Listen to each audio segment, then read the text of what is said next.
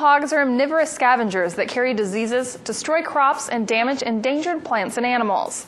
James Williams shows us how Fort Benning officials are trying to reduce the number of feral hogs on the installation. Major Bobby Toon recently volunteered to hunt feral hogs in a pilot program designed to remove the swine from Fort Benning. Mark Thornton is a threatened and endangered species biologist. They agreed to take me along on a recent pig hunt. It was soon after our 3-mile hike through the woods began that I realized something. These guys know what they're doing. This is all fresh pig sign right here where the pigs have been digging. They've been feeding along the side of this bank right here. They tear the ground up like that.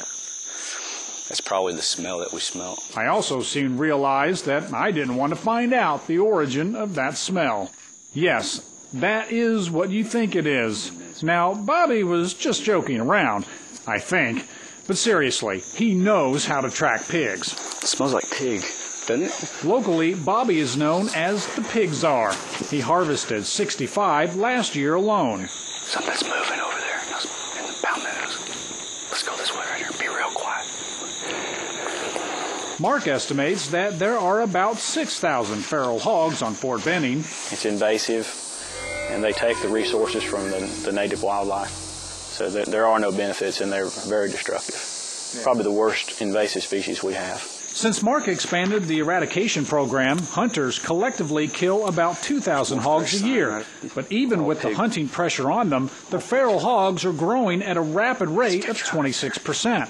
So Mark created a pilot program this summer that lasted about 2.5 months. Soldiers who signed up killed a total of about 480 hogs. It may not do anything to the overall population, but, every pig counts. After about 2 miles of walking, my eagerness was turning to frustration. But then, I think it's a log up underneath that tree branch hanging out. A false alarm. We failed to find a single feral hog on our hunt. But we met up with a student from Auburn University who traps and studies them on the installation.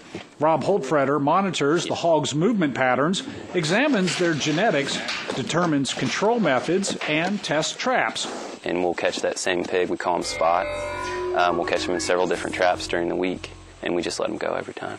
That big contraption around Spot's neck is a GPS collar used for tracking. This helps Rob determine if the hogs are hanging around the same locations or are colonizing new areas on the installation. Clearly, Spot is irritated and ready to return to the wild.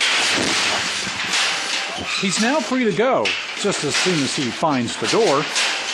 See Spot, run. Run, Spot, run. James Williams, Fort Benning, Georgia.